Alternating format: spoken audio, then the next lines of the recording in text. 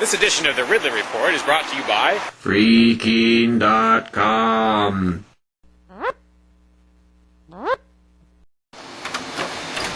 Decades overdue, it's finally starting. Some semblance of a property tax revolt in New Hampshire. By declaring his controversial home a parsonage or church or something like that, keen radio host Ian Freeman has probably triggered the 3-year countdown to having the home taken. Now, when I say home, there are really different words that I could use for this spot. I could call it the Keene Activity Center, which is sort of part of the, duplex that makes up Ian's property. That place is even more controversial than Ian's house. Although, I'm really not sure what all the definitions are here and what all the geographic significance of each part of the property is. And I'm not sure if the Keene Activity Center is part of that, if it's just Ian's house. But anyway, the important thing is there's a property there that's basically going into revolt status. Now, if I understand correctly, this situation is different from what's developing in Grafton, where Free Stater John Cannell owns a church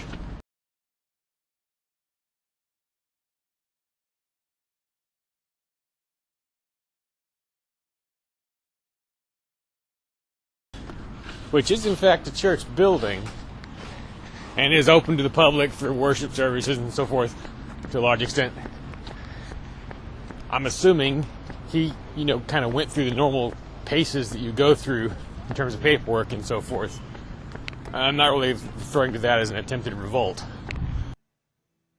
Who is the guy in the hat? The man right there stole my phone. What Ian and company are doing, I got the impression from listening to Free Talk Live that they're not even going through the motions of trying to get government approval to be a church or be treated as a church.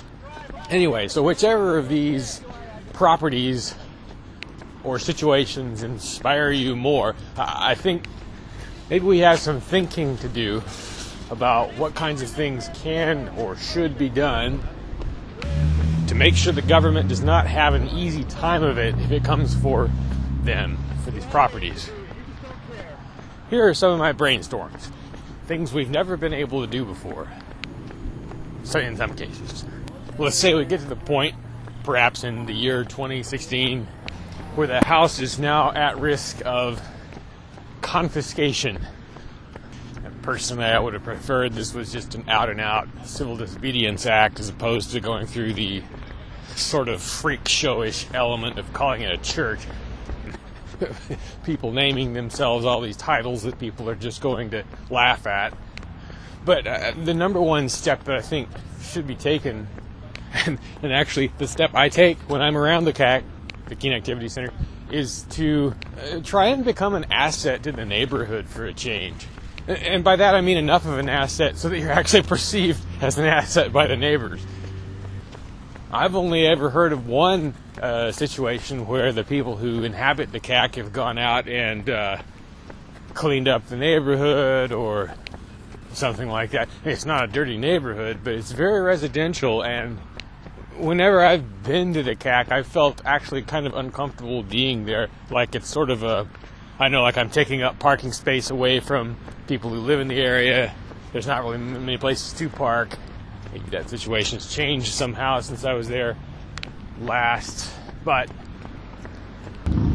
ice removal is another useful thing that could be done around there, which I'm sure the neighbors would appreciate. Ideally, as Ian is always saying, you don't want to do this kind of thing in